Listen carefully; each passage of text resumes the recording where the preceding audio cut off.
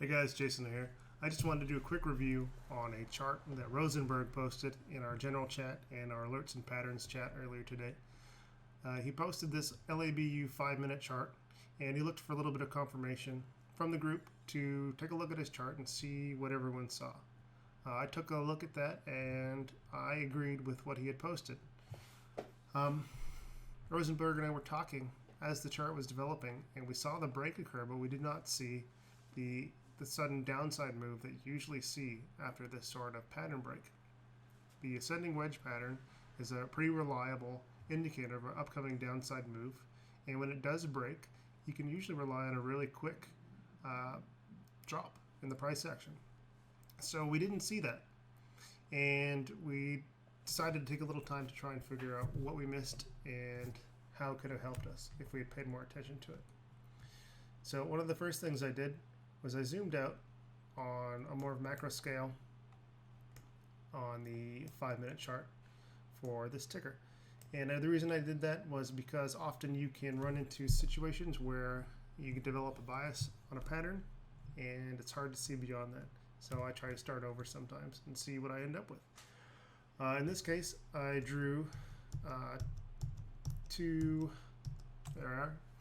trend lines, support and resistances, which I felt made a pretty reliable channel. And they go back to the 5-minute chart on July 7th.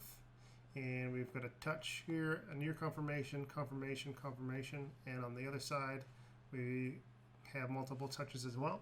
And the price action stays within the range here.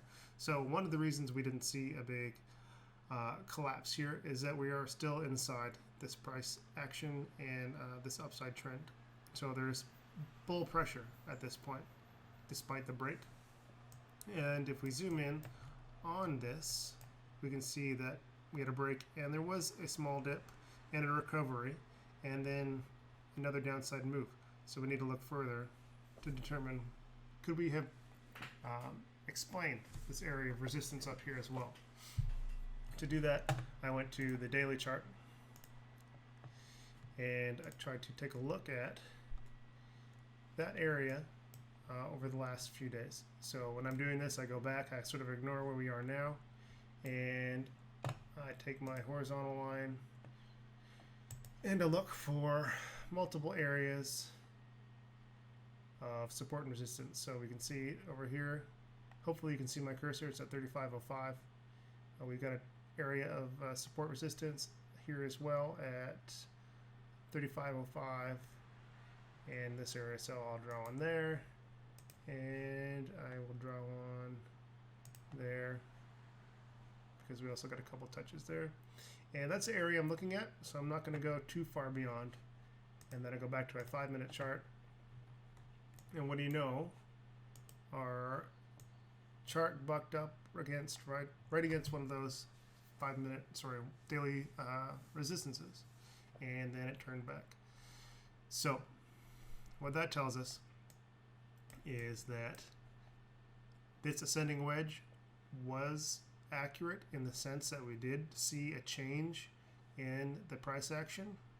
The tightening range of the ascending wedge stopped the uptrend and it broke into a small downside move, but relatively you could consider that sideways. And once we broke this larger trend on the 5-minute chart, we saw a sharp downside move that's more in line with what we would expect from a big pattern break. So in summary, look beyond your bias when you're looking at 5-minute patterns.